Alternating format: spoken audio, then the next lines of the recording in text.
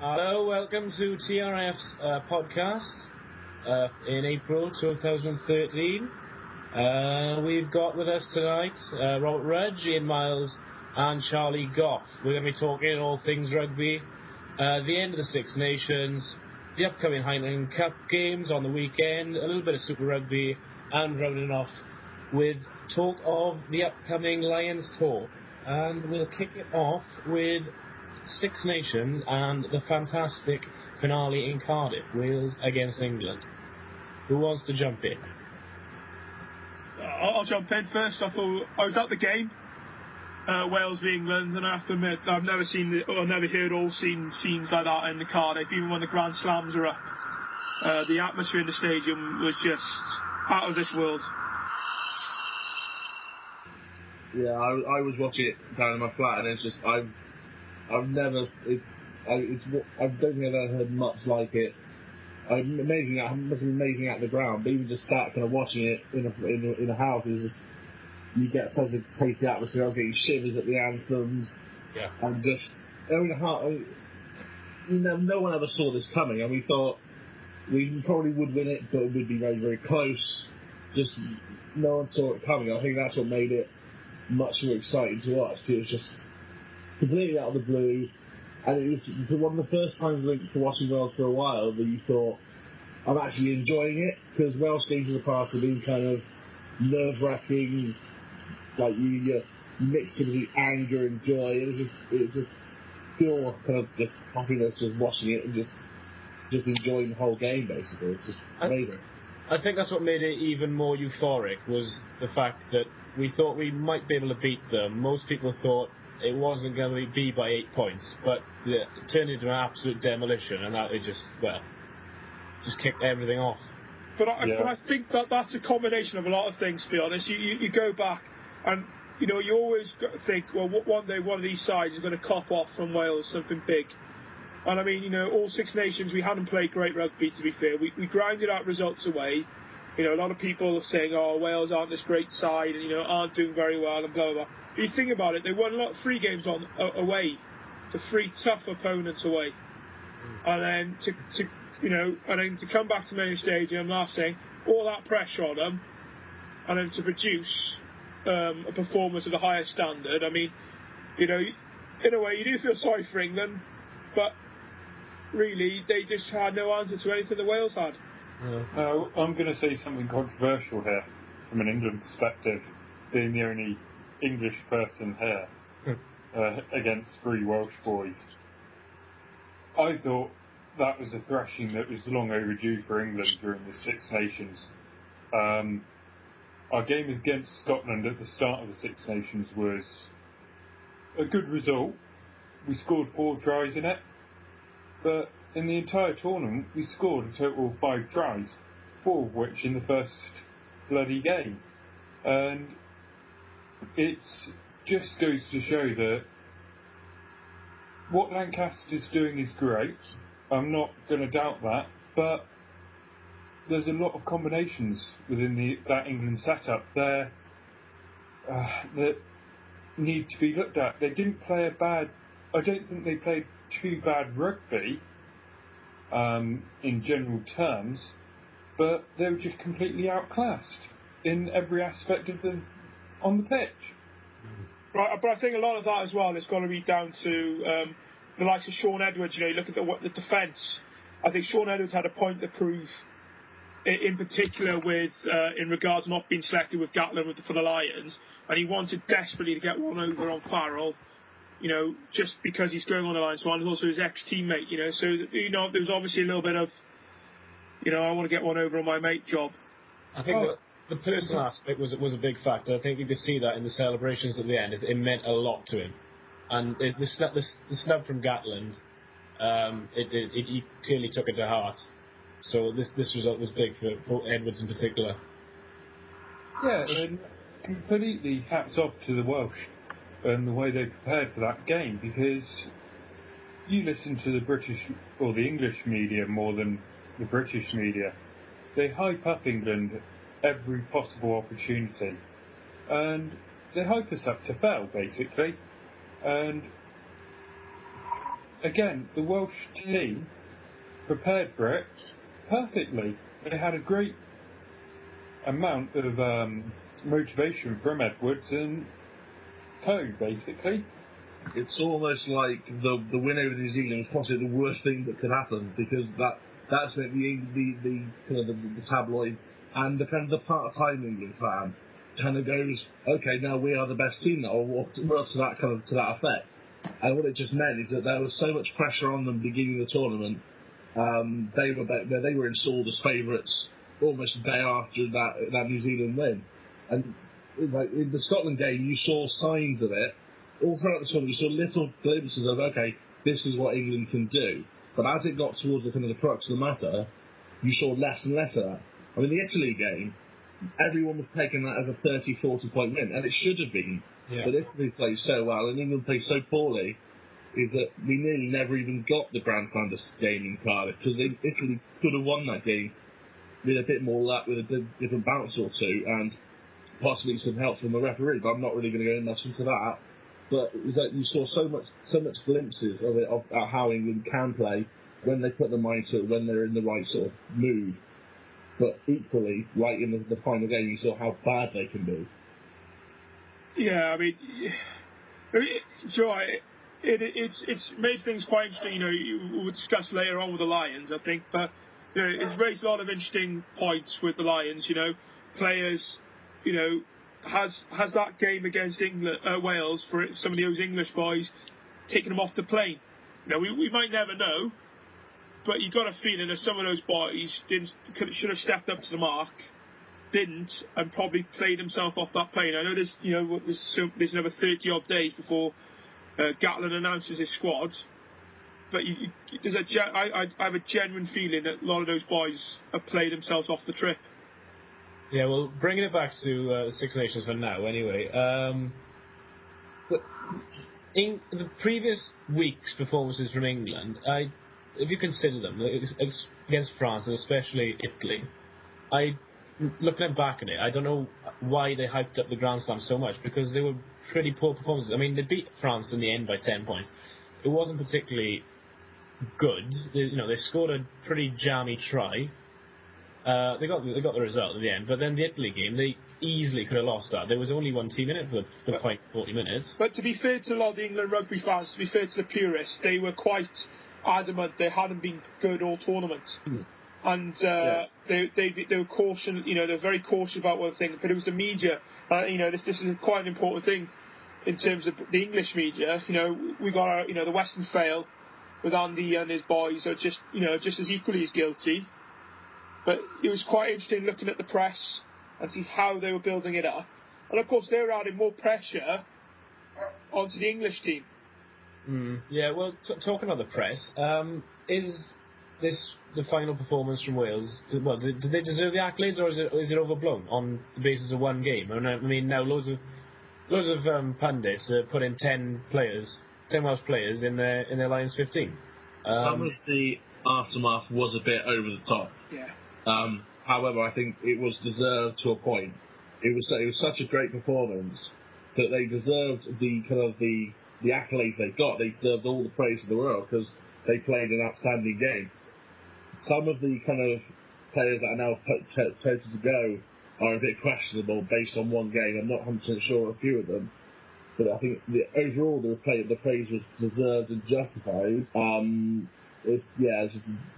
I think it got to a point now where, people are being hyped up for something they not just don't deserve, but I'm not sure a few of the players who are involved in the squad will be going on the line or just based on the one game.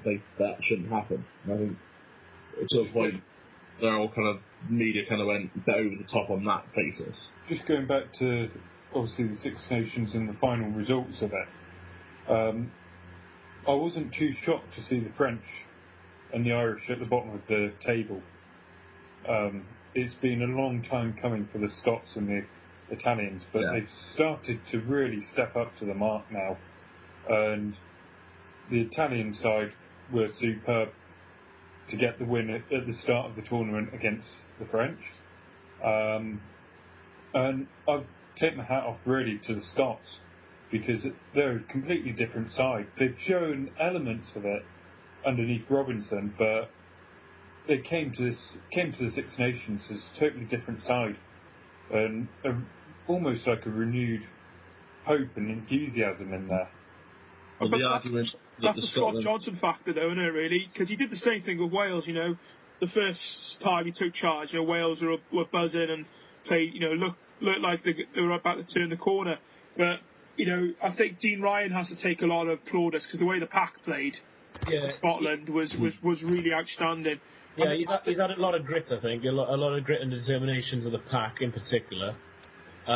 Like you say, the Johnson factor, he's added the enthusiasm, but I don't know if he's a particularly strategic or tactical man, and there's only so much I think he can bring to the party. I don't know if they'll be extending his contract for... No, I think that they still lack a person who can... they've got a brilliant back three, and I think the problem still lies at centre, getting a guy who can give him some service. I mean, you got Laidlaw there. Laidlaw. A lot of people said, "Oh, he kicked a lot," but I think he only kicked a lot because that was what he was told to do. Yeah. He's a brilliant little player, and I just think he could have been utilised a little bit better. But for me, I have to feel sorry for the Irish boys because the amount of injuries they copped over the period was just ridiculous. Was it over 10 players injured? That's most nations couldn't cope with that. I know. Well, I mean, I sympathise with them as well because I mean Wales have been in that position over the last few years. I mean, we won the Grand Slam in 2005, and then the following year, I think we had a similar number out, and we came fifth. Yeah, the Lions curse, wasn't it, of 2005? Yeah, it's true. I mean, our centre partnership was Matthew J. Watkins and Hal Luscombe, and then we were Grand Slam champions and went to Twickenham and lost by 50 points. So you can see why they weren't competitive. I mean, their season was the first half an hour in Cardiff. Well, Scotland, the argument that they don't score tries and all is now doesn't hold up how much water. Yeah, they got a great back three. Matt Scott really came on as a player and he looks really promising. Yeah. It's 10-12. That's the bit. That's the key one. Or 10-12/13 because they got. I'm not sure I like Lamont as a centre. He's too. Not so much too big and brash, but he's too kind of straight down the middle, knocking out. Yeah. They've seen the Jimmy Roberts model, and they're just trying to copied do it. Similar. Yeah, they copied it. They're trying to do the same thing. I don't think in this instance it's been particularly successful. But they've been lumbered with like Graham Morrison and Nick DeLuca in the centre. Oh, they've had some shocking centres. Yes, and shocking players. And finally, they look like they've got a gem there in Scott. And I mean, Ansborough as well. He was unlucky at the beginning of the season. It was fine for a fully fit Joe Ansborough out of midfield. Yeah, it would be a different prospect. So things are looking up. Talk about Italy. Go back to Italy. They obviously got the plaudits after the first game, and a lot of people saying that they'd finally arrived at the tournament. I still had a few reservations. Especially after getting a drubbing in Scotland, but fair play to them. They pulled their socks up again, and especially with the performance in Twickenham, they look like they are going to be competitive now. I think I thought Italy were wonderful. They played some really fantastic rugby. I think that the opening bit against the French, when their first try was just the hands, and the vision to play on the pace was just outstanding. They looked, as you said, like a side that turned the corner, and I was quite worried when Wales had to go out to Rome. I was seriously worried, even though they were missing Parise. I was still concerned that they could easily turn us over, especially we've been turned over in Italy before. But going on, talking about the Italians, they played the Garibaldi Cup against the French. I was really surprised with France this Six Nations because I really tipped them to really wipe the floor with everything because they I mean they've got this vast player pool and they've got the best league in the Northern Hemisphere, and they argue and all this, and what it really shown is Mr. Sant-Andre has little or no clue what he's doing. To play Freddie Michalak out of position all tournaments, and even to play Machino at 9, before you even look at not playing Nianga, at the start of the Six Nations when he was on form, and Fofana on the wing, you just wonder what he was doing. He wasn't being the little general as he masterminds as he was with Sale. The French have had problems, and I think he's saying a lot about the league and all this, but I think he's got to take a lot of the blame himself. Yeah, he panicked quite a bit, I felt, with some of his if you look at the game against England, really the first half, the French were keeping England at bay almost, and it wasn't until about the second half when the fitness and the substitutions happened that the French just fell apart. They just did not know what they were doing at all, and they seemed. I've got this theory about the French, and a lot of people have got a similar one. You never know what team is going to turn up on the day, and it's been like that now for. I can't remember the last time you knew that you could easily say that French team is going to come out and play a blinder, because they just their consistency is out the window. Their fitness levels some days can be completely out the window, and you go back to the World Cup, and everyone was going, "Oh, the French haven't got a chance." And I remember saying, I think in one of the podcasts, I said the French will be in the final, and people laughed and joked with me. But it is, again, you never know what type of team they're going to turn up and play in a tournament. No, that's it. Well, from what I saw, there was a complete lack of fight and passion. It's like as soon as they went behind, that was it. They looked resigned to defeat. There was no player you could honestly say, I mean, probably apart from Piccamoles, but even then, most of the time you just watch them and go, they don't give a damn. They don't care. They're just out there. They're not wearing the jersey. There's no fight in the jersey. They don't believe what they're doing. I mean, yeah, you don't know the coaches, but I think the players have really got to say, kind of, do I really want to be an international rugby player? Because a lot of them, I would say, the England game, as soon as England had that sniff of the lead, the French just not imploded, but they just gave up fighting.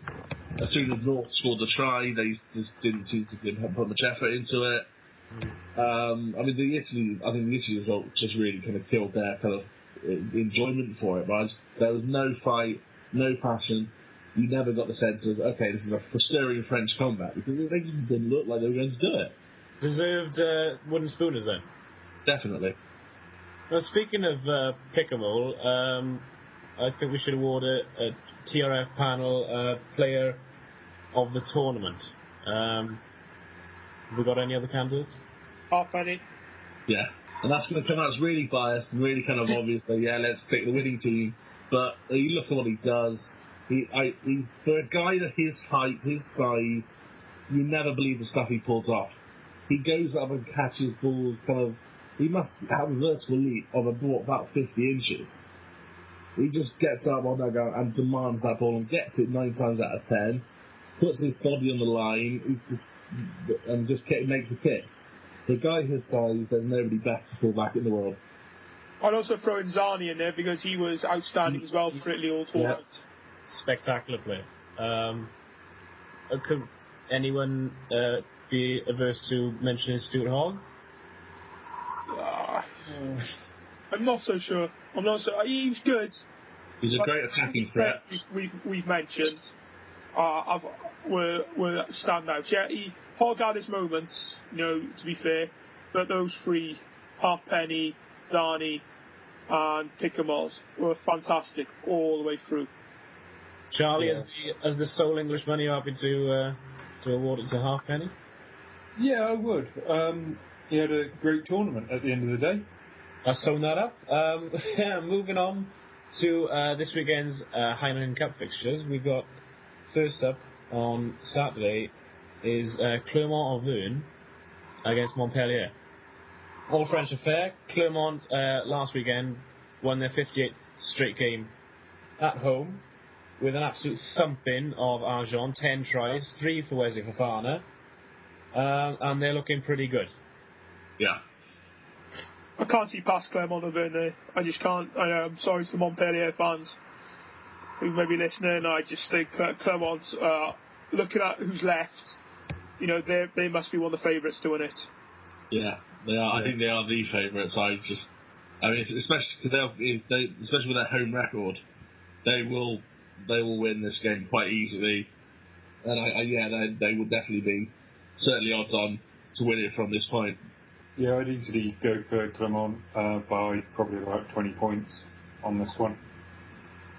Yeah, I think, well, obviously the past results, the semi-final against Leinster last year, where they were denied, I guess, with the Fofana no try, I think they're just pushing on to, because they've won the French league in the past now, so they're just going to go full steam ahead for European glory, and I'm with you on that one. I think it's also quite ironic that you've got the Clermont side, which have a fair few of the French team, and it's not ironic that we know how they're going to play. We know they're going to be good, and yet they can't seem to transform it to the international stage. We know Clermont are going to win. We know kind of Toulon are going to play well. We know Montpellier are going to give it a fight, but you can't say that when they go higher. But yeah, Montpellier will give it a fight, but then you might consider the mental block, considering who they're playing.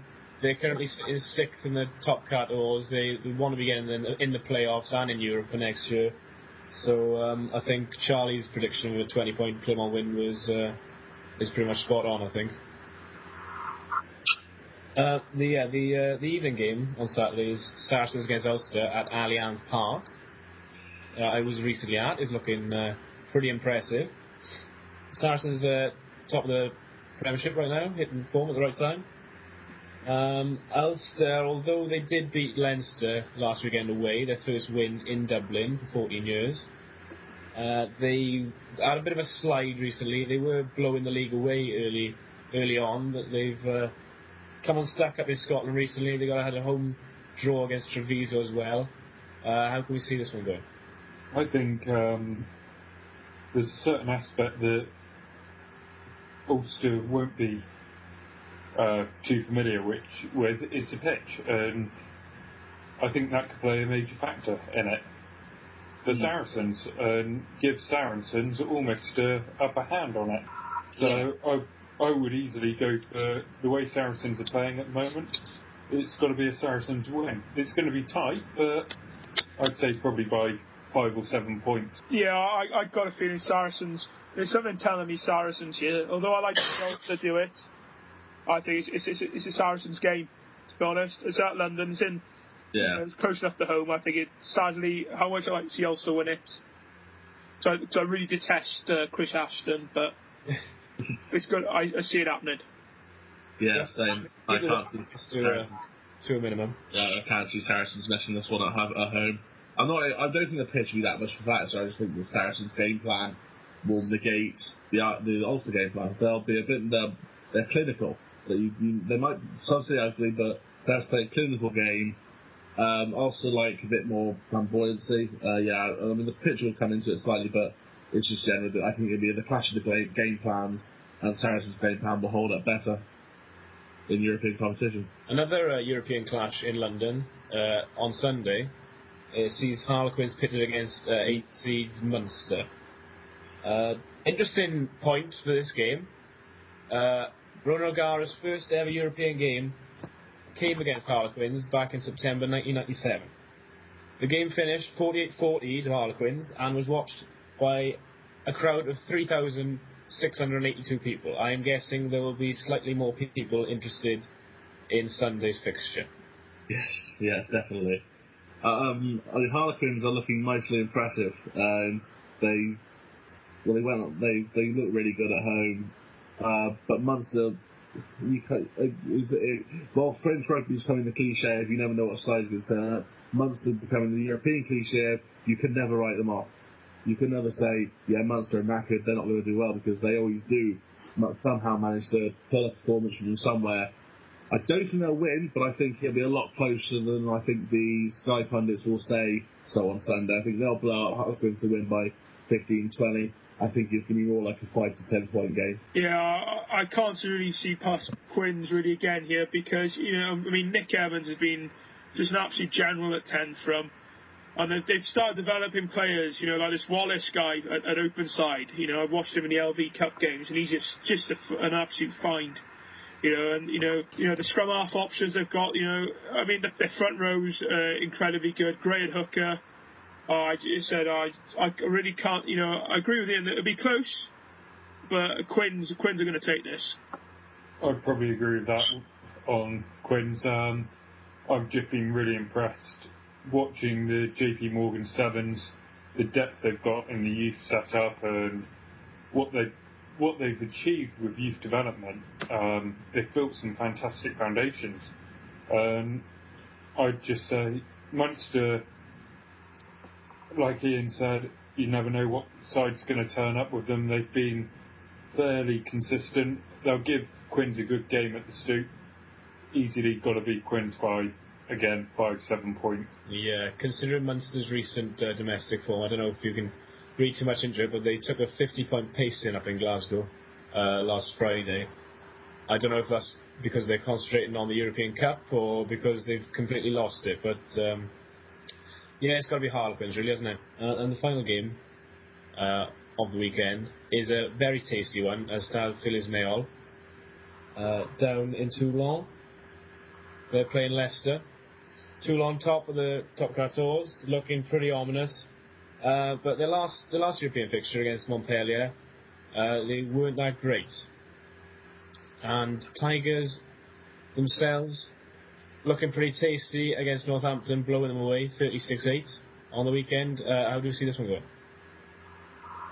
Toulon win there.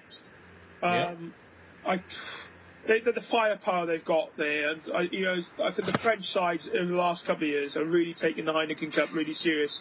I know that's not always, almost like a PC thing to say, but it's true. They haven't really in past taken it serious, but over the last couple of years they have. And this Toulon side is pretty good with Wilkinson mastering, everything at 10.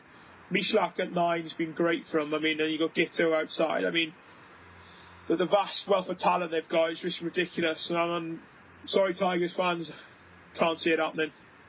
Do you think that they might have an eye on the league? Do you think they got split interests, or have they got the strength in their squad to compete? Strength in squad is key for Toulon. Whatever side they could put out, they'll just be equally as strong. Man for man. You have to look at the props. You look at. You either have Haymans, or you have Keith Richards, Billy, or you have Sheridan or Gethin Jenkins. That's just freakish. Yeah, I think you can say that the last couple of European games they played in the group stages weren't up to their kind of standard, but they pretty much they've already qualified for them, so they didn't have to win them. This is knockout rugby. This is a different matter. They are going to be well up for this. They're going against Leicester, who are, you could probably say, the most glamorous opponents in the tournament left. They're going to want to turn them over on home turf. They're going to want to absolutely smash them. I don't think that. It's going to be a really physical, brutal game. It's going to be a lot of kind of heavy tackles. There's going to be a lot of kind of stoppages for injuries. But Toulon have got far more skill. They've got far more kind of flair. They got man for man. They're just better. We all know what Leicester do in European competitions, but now Toulon to win this by 10 to 15 points. Yeah, I'd probably go. I think you'd be a fool to back Leicester in this game. I know they've just come off a decent result with Northampton, their local rivals, but really, I haven't been too impressed by Leicester this season, and you just have to look at the depth of the squad of Toulon, and it's home soil. It means a lot. Leicester, they do travel fairly well, but again, last game of the weekend, so easily going to be a belter of a game. So easily go for Toulon by 10 points. So the TRF panel go Harlequins, Clermont, Saracens and Swan. All home teams. once again highlighting the importance of a home draw in Europe. We're going to move on to Super Rugby now. We've brought in our correspondent from New Zealand, Nick Drakeford. We're just going to have a bit of a chat, see how Super Rugby's doing. Brumbies, Chiefs and Sharks currently top of their respective conferences.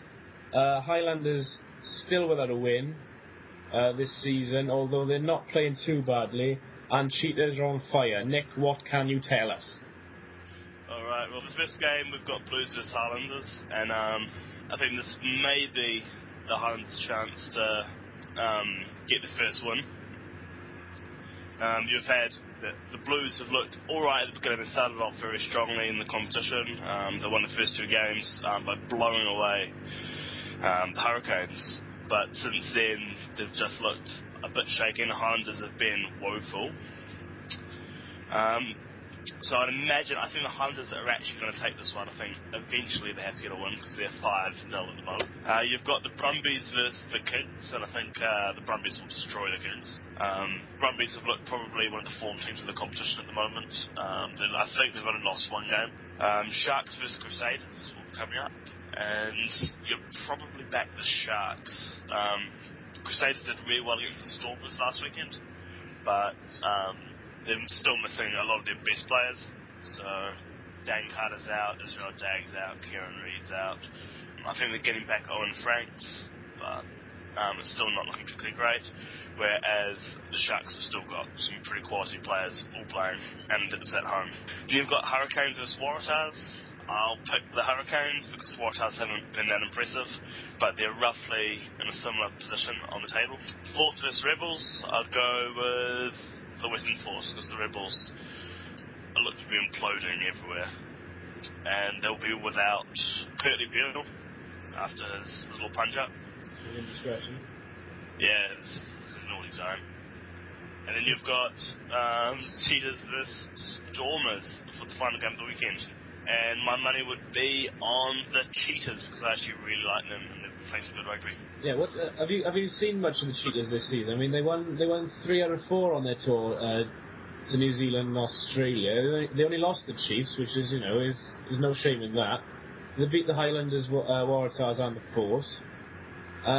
It's particularly impressive, I think, because obviously Johan Goosen's got a long-term injury. They won on Saturday as well without Ryan Smith. Can you give us any info on them? What's clicking for them?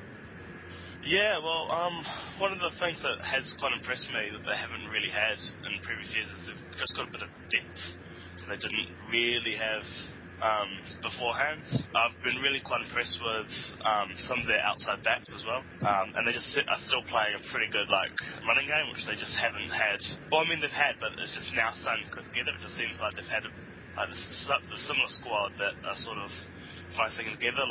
For example, I've been quite impressed with their replacement fly half, Elgar Watts, who's just seemed to have who's run a pretty good game so far, and they've got the centres like Everson and Engelbrett, which have all been pretty awesome. And you've also got outside backs like Reno Benjamin, who I was really impressed with last season. He scored a few tries. I think it was his debut season last season. Now he really seems to be coming into it a bit more. And yeah, they've just had a good squad. And one thing I've found particularly impressive is Adrian Strauss.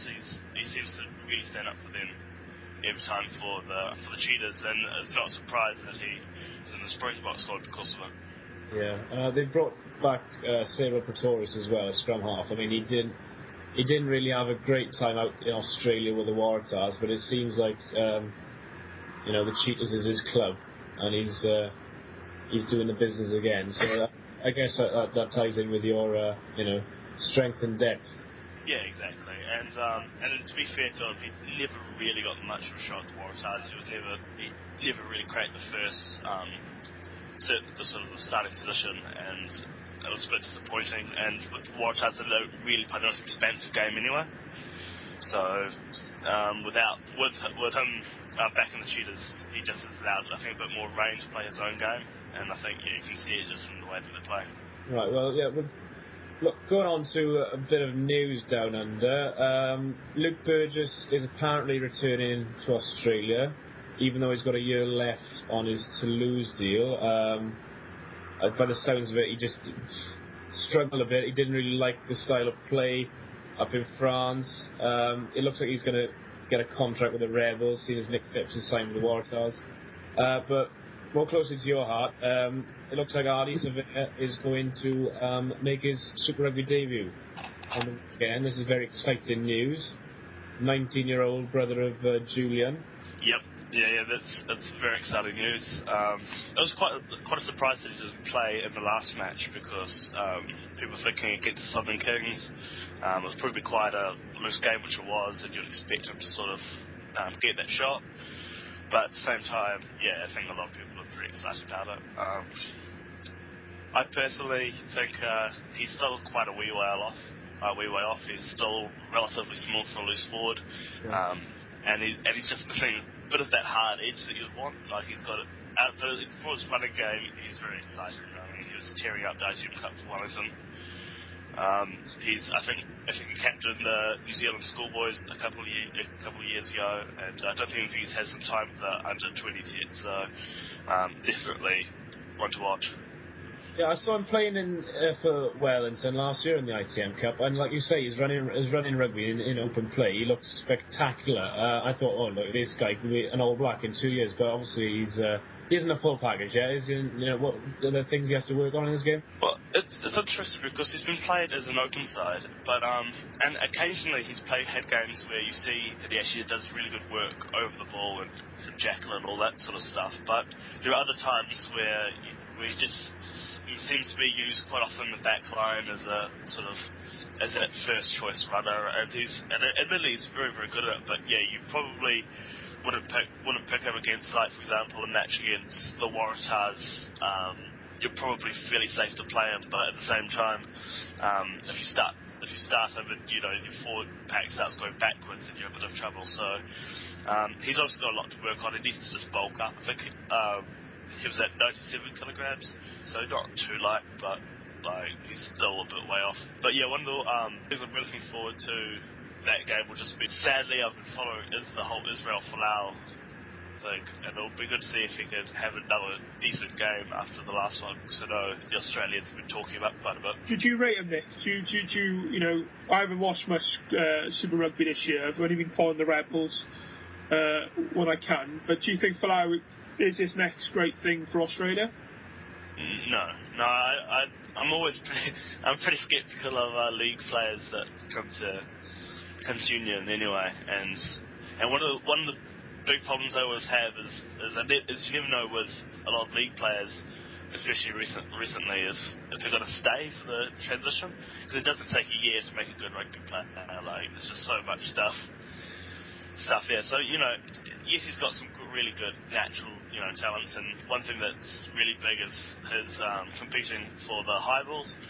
So his AFL background, and you can see some of the catches he's made are pretty spectacular.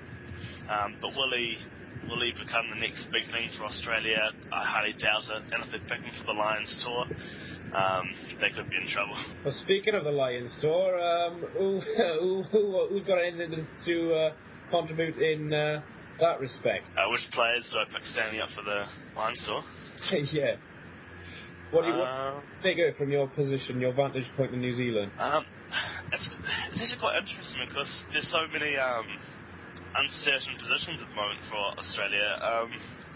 You think like from the previous tours, there's definite players that are going to get there, but they haven't even got a first five that's most likely to do it. I mean, who do you pick? Kurtley Beale, Quade Cooper. It's really difficult to just think of it. So in many ways, I'm not even sure who would stand out. I suppose you just have to go a little bit with some of the more tried and tested players that haven't really had stuff. So I suppose players like Adam Ashley Cooper and Drew Mitchell and those sort of players who have been solid in the squad and all that sort of stuff. But at the same time, I don't know. In this occasion, I actually picked the Lions to win. You'd think, really. I mean, going back to the Wales tour last summer, they did kind of blow Wales away in the first 50 of the first test. But apart from that, it was very even. Wales really should have looked to have won that series.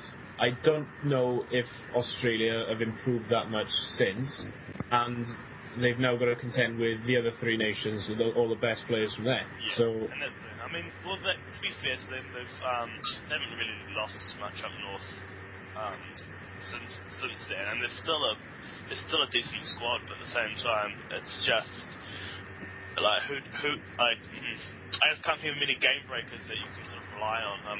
David Pocock's out, so I mean that's the captain to start off with, and yes, you've got some good backups in Gill and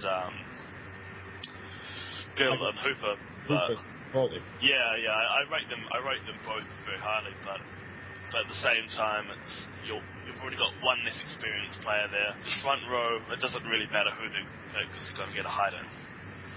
Yeah, well, sorry. Carry on. Yeah, so no, continue. I was just going to turn to the other guys. From a British perspective, I don't really want to go into, who would you pick, what's your 15, what's your squad, because we'll be here all night.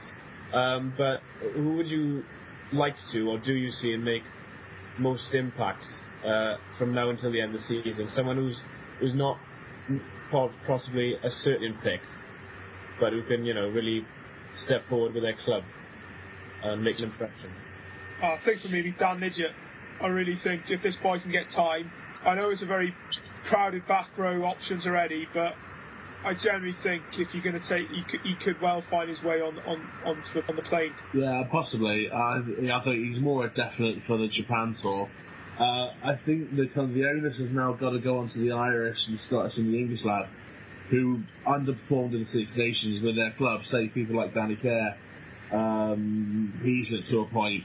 They've got to really just put in a huge effort the next few kind of weeks with their clubs to get noted. I mean, a few of them are in, but there's a few of them, as we said earlier, have damaged their performance of placing the plane by underperforming in the Six Nations. So I think the Welsh lads are almost not secure, but most of them are kind of almost safe of a playing seat. But I think the onus has got to go on the English and the Irish specifically. I think the Irish are in the spotlight now with their underperforming international team. They've got to step up. So kind of the Leinster and Ulster really have to kind of put on over the weekend, say, I am good enough to go on the Lions tour. That's what they've got to do. From my perspective, I would probably like to see Parling, see him try to make an impact. He had a good Six Nations overall, from an England perspective. And the other one is Laidlaw from Scotland, I think.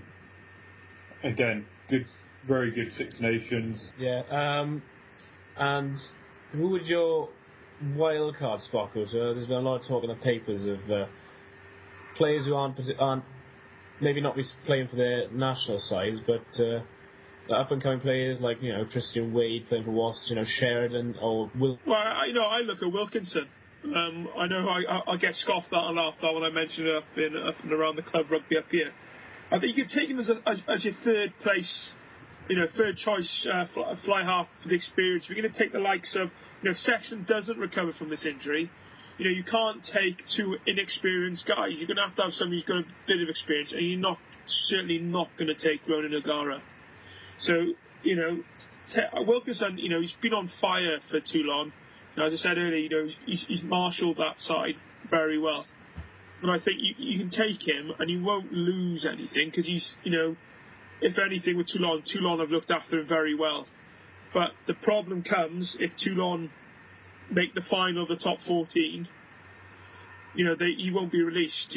That's the other problem with selecting French-based Lions players. Yeah, well, he's got more of a chance.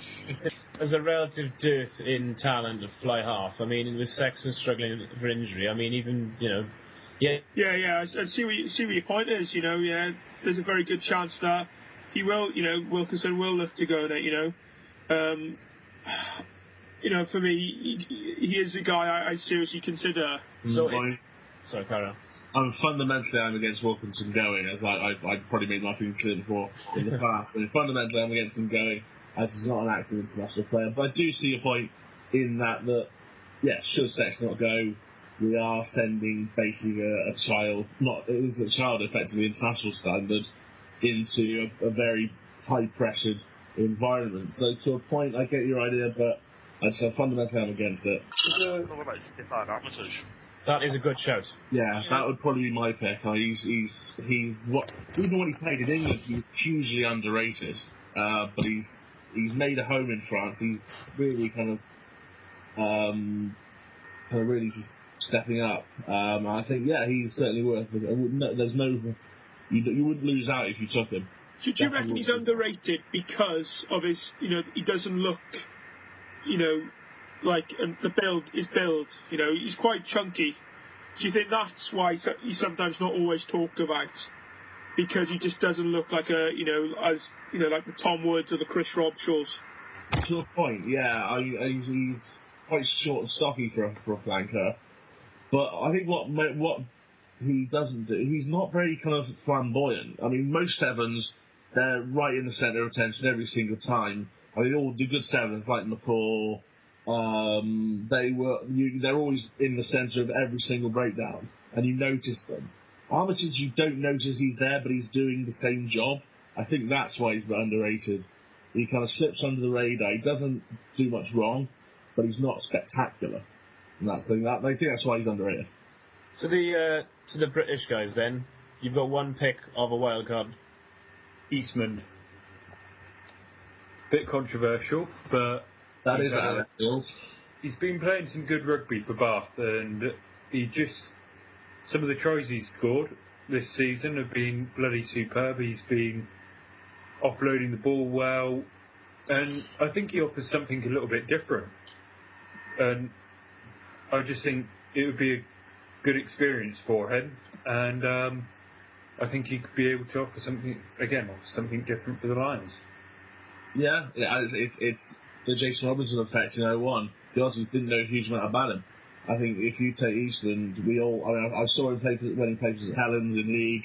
There's no debating he's got some proper good rugby skills. His hands, his feet, he's got some really good kind of attributes. And he is an unknown internationally. And yeah, you wouldn't go say secret weapon, but he is somebody that I don't suppose when Nick probably say that apart from outside the league, they wouldn't know much about him in rugby in terms of union. So I think, it could.